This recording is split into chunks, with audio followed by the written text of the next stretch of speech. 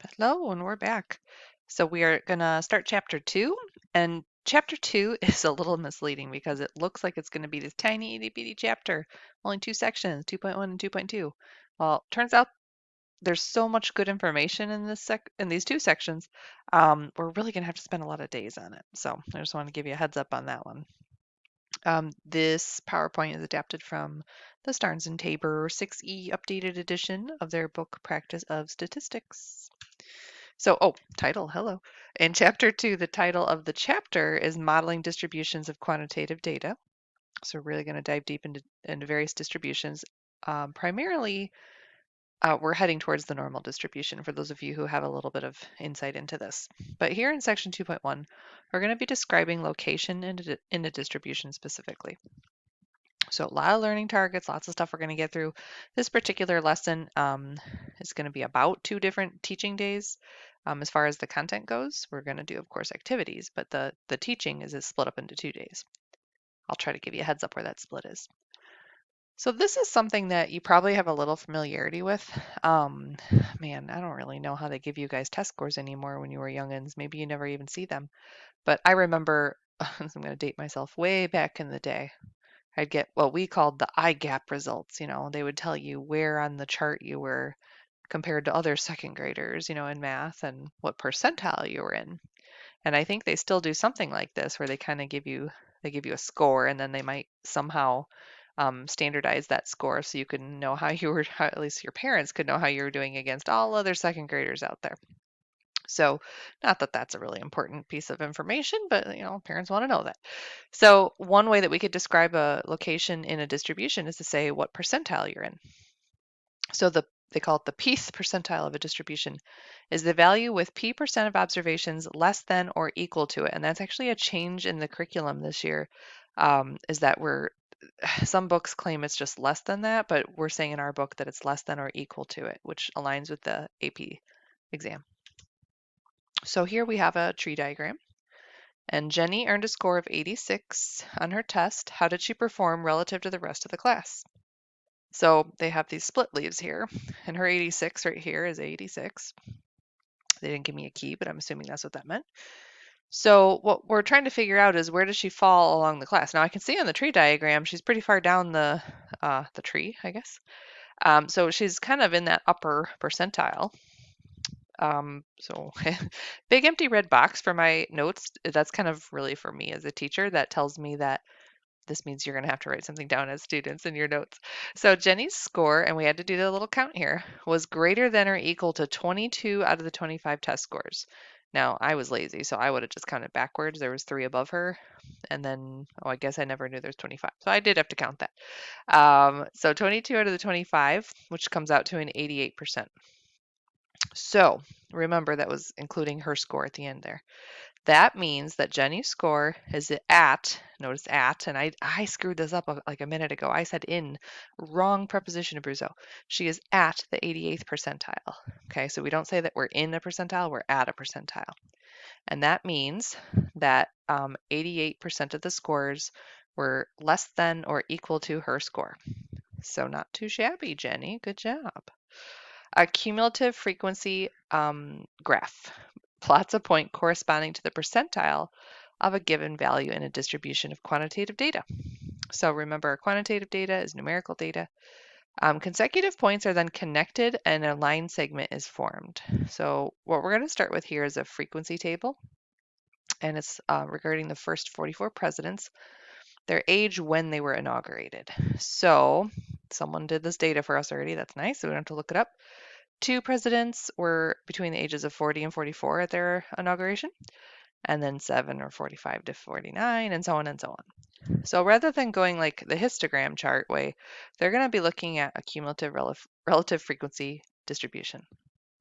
So the next thing they found was relative, meaning that they take their number and divide it by the total. So we have a relative percentage.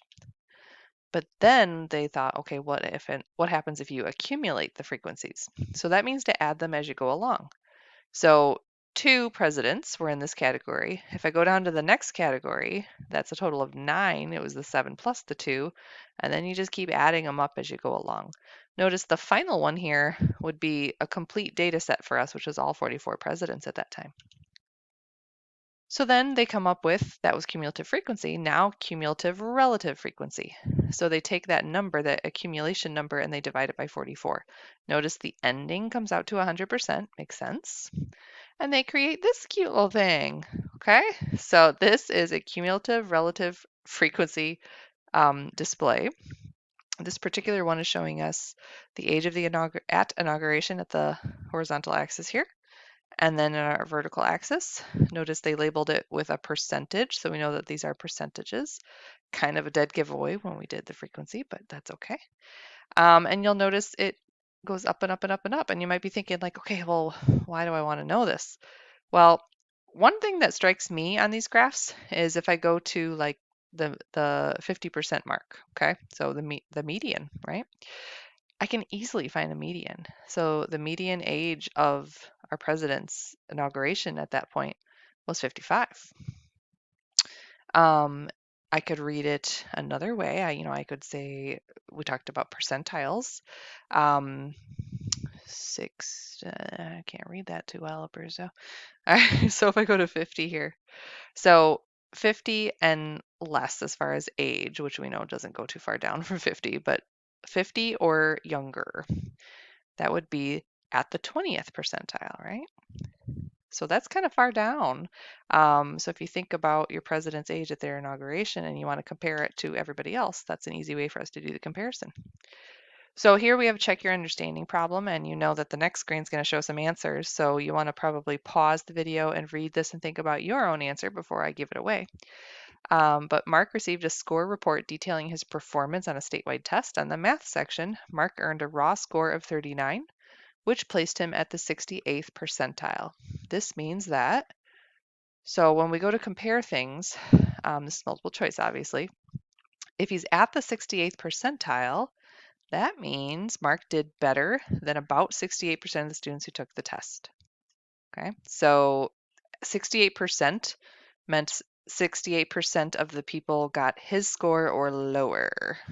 And again, the word about is in there because the language that we use with percentiles might differ from book to book. But for our book, which does align with the AP exam, we understand it to be that test score or lower. All right, so we have a follow-up question here. Ms. Munson is concerned about her daughter's height and weight compared to other girls of the same age. Now, unless you have a young sibling at home, you probably haven't encountered this yet, but when you go to the pediatrician, they give you these cute little graphs that chart your children as they grow along the years, and they're looking for things and they're trying to show the parent like, yeah, look, your kid's okay. Or if there's a problem, they can kind of show them graphically what that is, and they give percentiles quite a bit. And I just remember as a parent like being so proud when your kid was like in the 90th percentile, like that meant anything, you know. So I'm a huge if you don't know me guys, I'm like 6 foot, so like my kids were always like giants on that percentile for height. But they're very thin, like they're little string beans, so their weight was always like, yeah, it was weird, man. All right, anywho, she uses an online calculator to determine that her daughter is at the 87th percentile for weight and the 67th percentile for height. Explain to Ms. Munson what these values mean, because Ms. Munson's very stressed about this. All right, so this means that 87% of the girls of that same age as her daughter weigh less than or equal to her daughter. So however she feels about that, I don't know, but there she is. So her daughter is growing at an adequate rate, it looks like.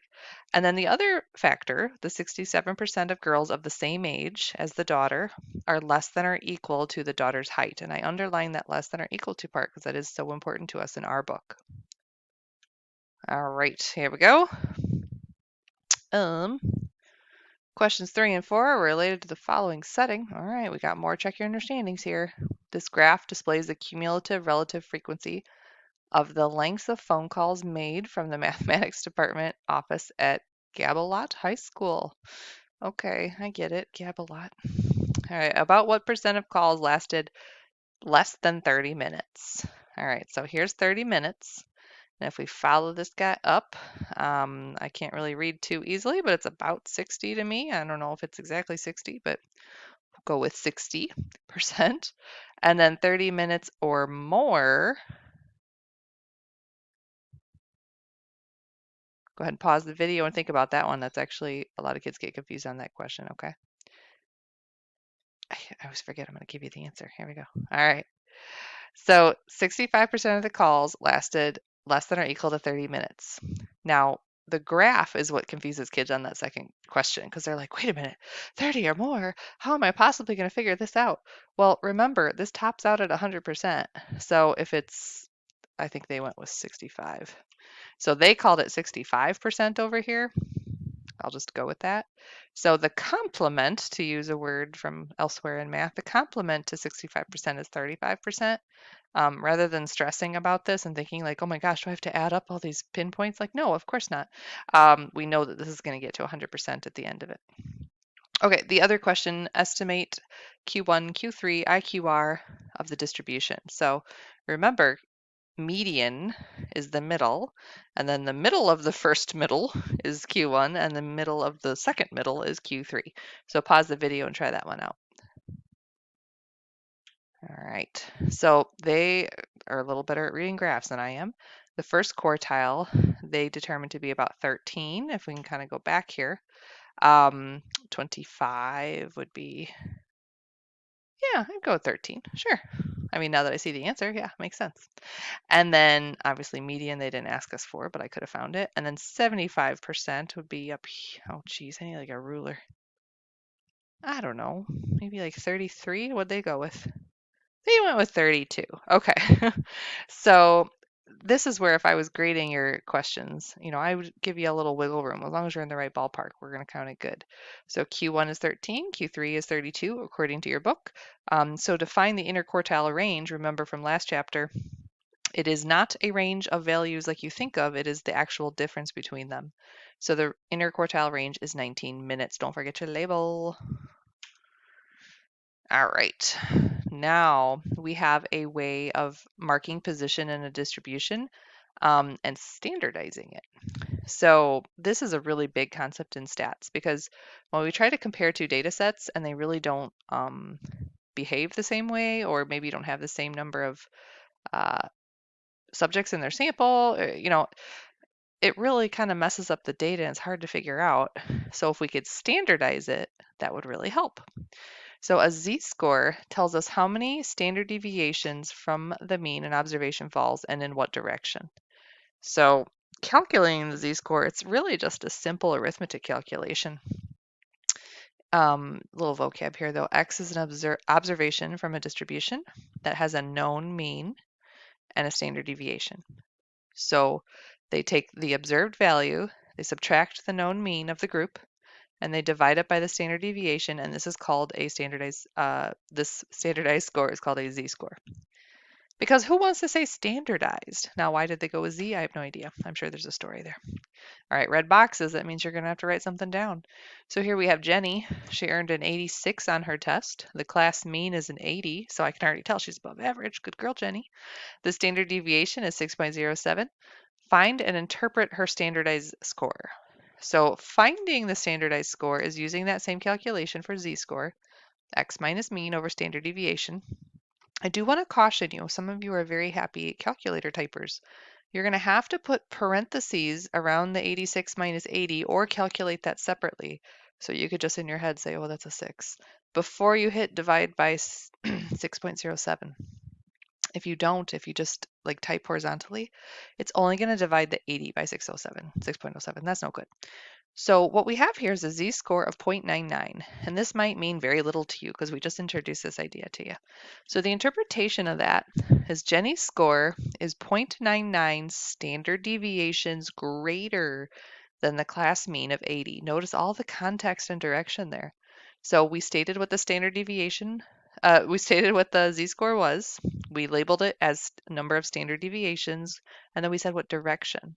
So if it's a positive z-score, it's above the mean. And we also mentioned, hey, the class mean is 80. So do not interpret the z-scores as a distance away from the mean. Always indicate whether it's above or below the mean. So context and direction, very, very important for z-score interpretation. Mrs. Navard's statistic class just completed their first 3 steps of the Where Do I Stand activity. I hope we do that. All right, the figure shows a dot plot from the distribution of height for the class along with summary statistics from a computer. Lynette is 62 inches tall. Oh, Lynette. Oh boy, she down here. All right, find and interpret her Z-score. So go ahead and pause the video and try that question out yourself. Jot down some good words, make sure you have direction and context. And then we're also going to try the second question in a moment. But let's look at the answer for the first question. Try not to look at the second one. All right, so this is the calculation for Lynette. So she was a 62, the known mean was 67, and the standard deviation was 4.29. That was stolen right here, right? So the mean is right here, the standard deviation of the sample is right there. So her Z-score was negative 1.166. There's a little rounding there. So my interpretation of that Z-score, Lynette's height is 1.166 standard deviations below the mean height of this class. Now, they didn't specify what the mean height was. It was 67 inches. You could have done that. I would have liked that. All right, let's talk about Brent. Brent is a member of the school's basketball team and is 74 inches tall. The mean height of the players on the team is 76 inches tall.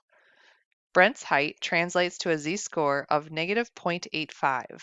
What is the standard deviation of the, oh, this is a fun question.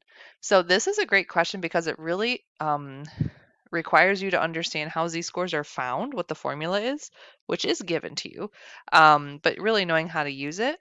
And for those of you who have a little more insight into normal distributions and whether or not you want to use z-score calculations, because me personally, we'll see in a minute, like not a minute, in another lesson, I don't love standardizing data unless I have to, because it just feels like extra work to me with all the technology we have. But in a question like this, we have to utilize our formula, huh?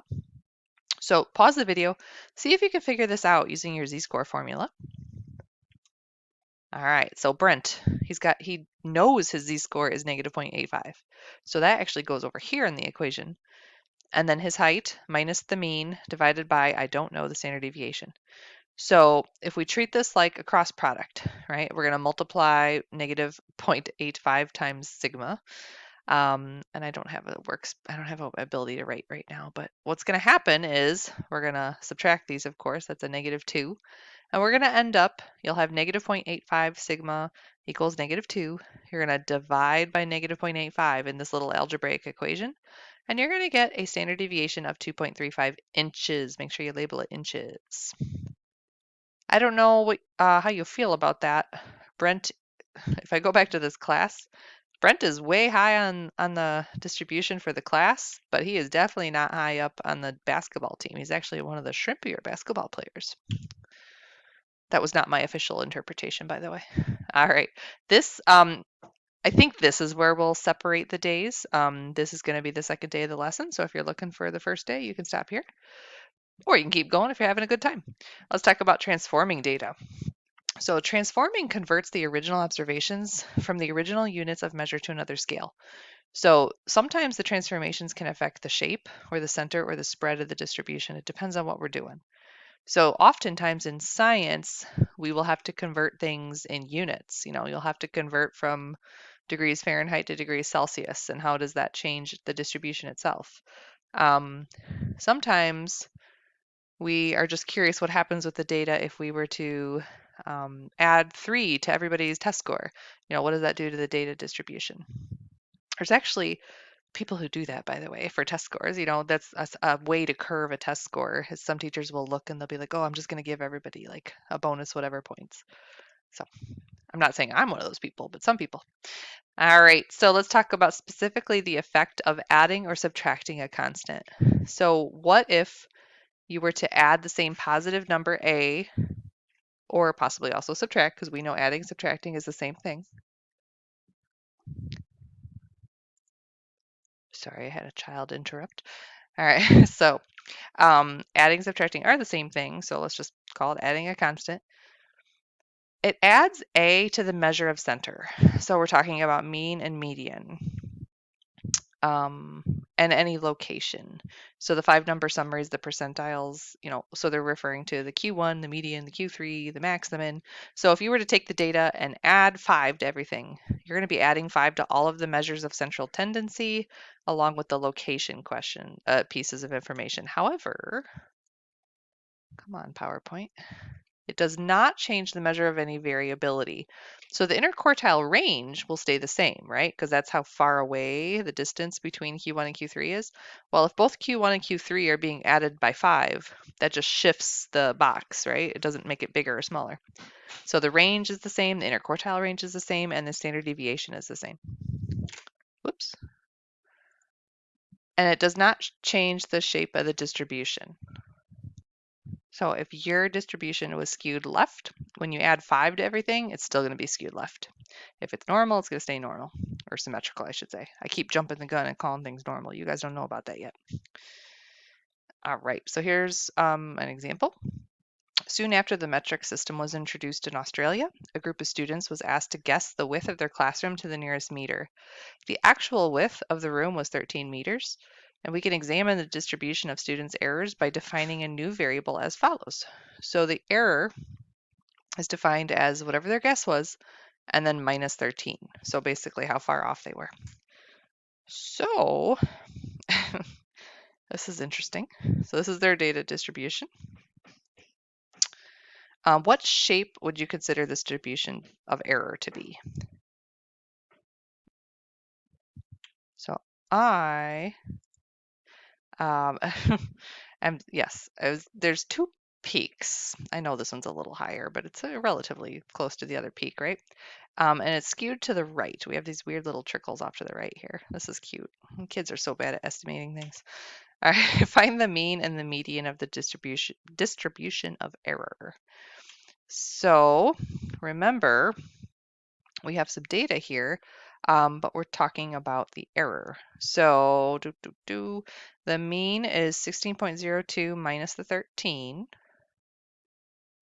There's that mean, right, from the data, but minus 13. So their mean error is 3.02, and their median error is, same idea, 15 minus 13, which is 2.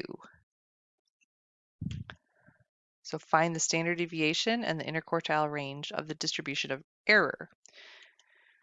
So the standard deviation is still going to be 7.14. Remember how we talked about adding or subtracting a constant to the data does not change the measure of variability. Same thing for the interquartile range.